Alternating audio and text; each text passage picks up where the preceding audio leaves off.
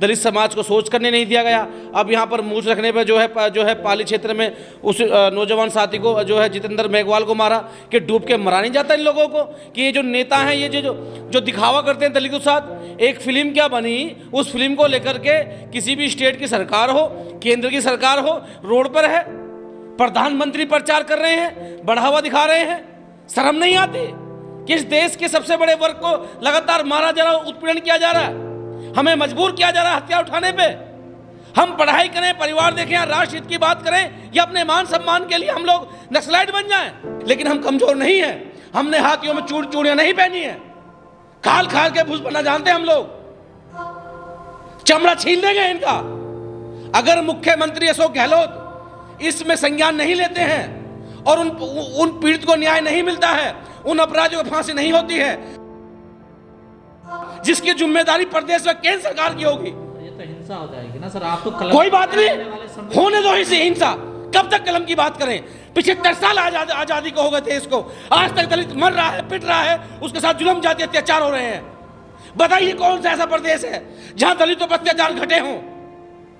कोई ऐसा प्रदेश बता दीजिए जहां पर दलितों पर अत्याचार घटे हों, चाहे वो महिला हो चाहे वो पुरुष हो। यहां तक कि बाबा साहब के जो संविधान को फाड़ा जाता है, जलाया जाता है केंद्र की सरकार के नीचे। मैं तो ये कह रहा हूं दलित मूंछ भी रखेगा, घोड़ी बैठेगा, लेकिन साथ में तलवार भी रखे और लाइसेंसी हथियार भी रखे।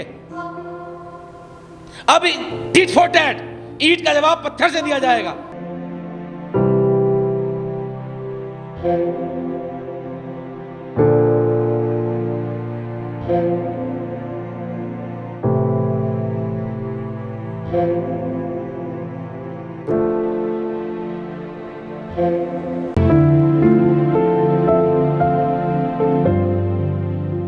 देखिए ये जो घटना बहुत ही निर्दयनीय दर्दनाक है और राजस्थान के मुख्यमंत्री को इस्तीफा दे देना चाहिए।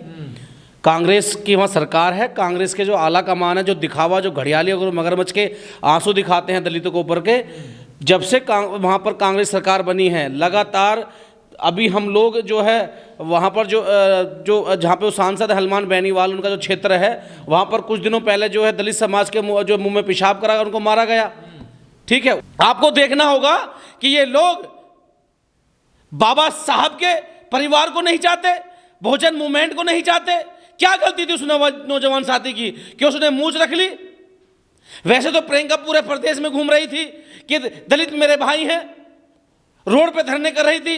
आज उन्हें नहीं दिखता कि अत्याचार हुआ है। ऐसी पंजाब में जब जो है उस किसान आंदोलन में एक नौजवान साथी को मारा गया, लखबीर को, उसके लिए हम लोग आंदोलन करने गए। तो मेरा सवाल है इस देश के प्रधानमंत्री और उन नेताओं से जो लगातार दलितों की बात करते हैं चुनाव में, चुनाव निकल जाने के बाद में कोई उनके दुख में जाकर उनके दुखों को बांटने का काम नहीं करता। तो मेरी अपील है इस देश के नौजवान साथियों से और खास करके बहुजन समाज, दलित समाज के लोगों से कि अपने मान सम्मान के लिए तलवार उठा लें। हमें मजबूर किया जा रहा है। मैंने कितनी बार कहा है कि चाहे वो जेंट्स की हो या महिलाओं की घटना हो, उनको लाइसेंस प्रोवाइड किए जाएं। यहां पर इतना बुरा रवैया है कि प्रशासन भी देख करके जाति पूछ करके इंसाफ करता है। अभी आपने देखा होगा सुल्तानपुर में 1 महीने तक पीड़ित परिवार एप्लीकेशन देता रहा, दबंगों ने उनके घर में जाकर उनकी हत्या करी, उनकी जमीन हित्या ने काम किया। ऐसी लगातार कई घटनाएं ऐसी आई हैं जहां पुलिस के थानों में, चौकियों में पीड़ित परिवार जाता है लेकिन उन्हें इंसाफ नहीं मिलता। और जब हत्या कर दी जाती है, मर्डर कर दिया जाता है, उसके बाद जो है जिले का कप्तान, उस क्षेत्र के पुलिस वाले जागते हैं। हमारे युवा दल की टीम ने कप्तान से बात करी तो कहा कि 2 लोग अरेस्ट हो गए हैं और हम कड़ी से कड़ी सजा दिलाने का प्रयास करेंगे। जब कहां डूब के मर गए थे कप्तान, जब उस पीड़ित परिवार को मारा जा रहा था। अगर प्रशासन से नहीं होता है, मुख्यमंत्री से नहीं होता है, प्रधानमंत्री से नहीं होता है, तो एक बार सार्वजनिक हाथ उठाकर यह कह दे कि हमें नहीं हो रही, हमें दलितों की सुरक्षा, दलित खुद अपनी रक्षा कर लेगा। हम लोग बाबा साहब को मानते हैं तो मानते उधम सिंह को भी हैं, इनकी भाषा में इनका जवाब देना जानते हैं। अगर हम रोड पर उतरे तो 2 तारीख तरह इतिहास को बदल देंगे। हम इसलिए इस देश से प्यार करते हैं कि ये देश हमारा है, हम राष्ट्र हित की बात करना जानते हैं। जो लोग इस बात को कर रहे हैं, कह रहे हैं कि रिजर्वेशन खत्म कर देना चाहिए, जाति में बढ़ोतरी नहीं होनी चाहिए, तो आज क्यों नहीं जाते राजस्थान? मैं राहुल गांधी को भी कह रहा हूं, प्रियंका को भी कह रहा हूं, नरेंद्र मोदी से भी कह रहा हूं कि जाइए उस परिवार के आंसू पूछिए। आपको मुट्ठी भर लोगों का दर्द दिखाई देता है, लेकिन उस समाज का दर्द नहीं दिखाई देता जो सुबह उठकर तुम्हारी मलिन जो है वो तुम्हारे गटर साफ करता है, रोड बनाता है, आपके नए नए भवन बना के देता है, आपके लिए बोर्ड खेलता है, दरी बिछाता है, झंडे उठाता है। दलितों के लिए कोई भी सरकार हितैषी नहीं है। कांग्रेस अगर राजस्थान में है तो गुजरात में तो हमारे देश के प्रधानमंत्री का राज्य है, वहां लोगों को मारा नहीं पीटा खाल कांडे को लेकर के। उत्तर प्रदेश के हालात छुपे नहीं हैं, हाथरस सबने देखा, सहारनपुर सबने देखा, मुरादाबाद सबने देखा, मुजफ्फरनगर सबने देखा। तो दलितों के लिए तो सब बराबर हैं। मेरा ये कहना है कि युवा शक्ति दल की टीम आपसे आग्रह करती है और हम लोग पीड़ित परिवार से मिलने जल्दी पहुंचेंगे कि अपने मान सम्मान के लिए, सेल्फ डिफेंस के लिए जो आपको करना पड़े करें। बाबा साहब ने संविधान में लिखा है कि अपने सेल्फ डिफेंस के लिए जो आप कर सकते हैं वो करें। और जो नेता हैं SC ST एक्ट से चुनकर जाते हैं, अगर अब भी शर्म बची है तो चाहे वो 32 राजस्थान के SC विधायक हों या केंद्र में बैठे 131 MP हों, अगर आपको शर्म है थोड़ी भी, अगर आपकी आंखों में दलित समाज के लिए जिस वर्ग से आप आते हैं अगर इज्जत बची है तो इनके लिए प्रस्ताव पास करो कि हर उस दलित व्यक्ति को जो 15 साल से ऊपर का है या 18 साल से ऊपर का है उसके लिए लाइसेंस बनवाए जाएं, जिससे कि अपनी आत्मसम्मान के लिए कुछ कर सके। कब तक दलितों पर अत्याचार होता रहेगा? दलितों पर जब तक अत्याचार होता रहेगा, जब तक हमारे SC समाज के लुटेरे विधायक MP हर पार्टियों में मौन बने रहेंगे, उनके हक अधिकार की बात नहीं करेंगे। मैं किसी जाति का विरोध नहीं कर रहा। एक द कश्मीर फाइल्स फिल्म क्या आई तो उसमें ऐसा दिखाया गया कि जैसे कि ब्राह्मण समाज पर कितनी जुल्म जाती हुई। अरे ठीक है, अत्याचार के खिलाफ आवाज उठाना बहुत जरूरी है, लेकिन उस समाज को तो देख लो जिसकी कोई आवाज नहीं उठाता। क्या गलती थी जितेंद्र मेघवाल की कि उसने मूंछ रख ली? क्या उसकी यह गलती थी वो अच्छे कपड़े पहनता था? जानबूझकर कुछ लोग देश में जाति दंगा कराना चाहते हैं और फिर वो कहेंगे कि ये तो नक्सलाइट बन गए, इन्होंने तो हथियार उठा लिए।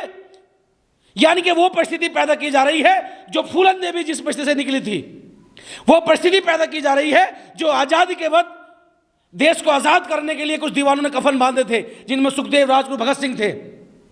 आज वही स्थिति है कि समाज को अगर बचाना होगा, अपने बहन बेटी के मान सम्मान को इन दरिंदों से बचाना होगा तो सिर पर कफन बांधना होगा और निकलना पड़ेगा समाज के लिए। क्यों नहीं बोलते ये 131 MP?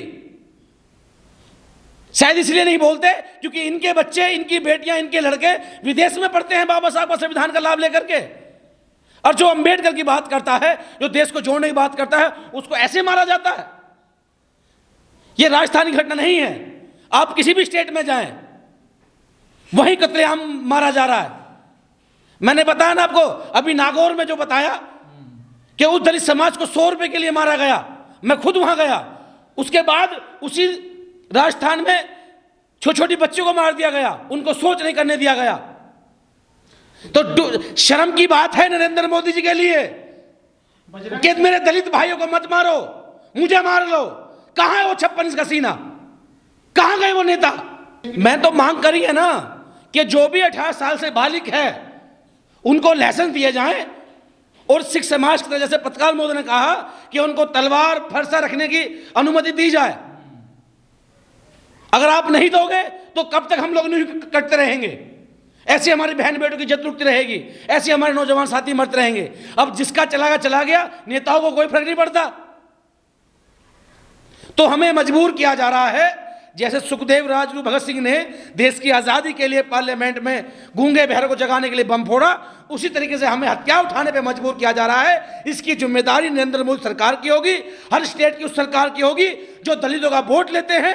जो लोग दलित का वोट लेने के बाद उनके आंसू पूछने नहीं जाते, कल को कुछ होगा तो उसकी जिम्मेदारी राजस्थान और केंद्र सरकार की होगी। लेकिन दलित समाज किसी भी परिस्थितियों में अत्याचार नहीं सहेगा, नहीं सहेगा। अगर जरूरत पड़ी मरने की तो मरेंगे भी, जरूरत पड़ी मारने की तो अपने मान सम्मान में, सेल्फ डिफेंस में मारेंगे, या फिर सरकार एक्शन ले।